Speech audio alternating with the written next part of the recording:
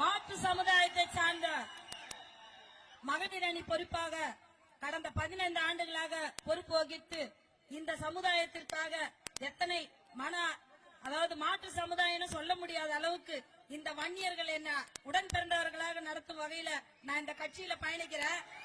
எனக்கு இருக்கிற பற்றுதல் வேற கட்சியில இருக்கிற இந்த வன்னியர்களுக்கு வரணும்ன்றதுக்காக தான் நான் இதை பேசுறேன்.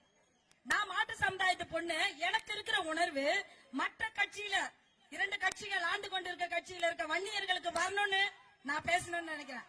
ஒரு நிமிஷம் நினைச்சு பாருங்க, உங்களை காசு கேட்கிறோமா பணம் கேட்கிறோமா? 10.5% இடம் கிடைச்சா உன் வீட்டு பிள்ளைங்களை தான் படிக்க போகுது, உன் வீட்டு பிள்ளைங்களுக்கு தான் கவர்மெண்ட் வேலை வரப்போகுது. நாங்க எதுக்கு போராடுறோம்? உங்களுக்கும் சேர்த்து தான் போராடுறோம்.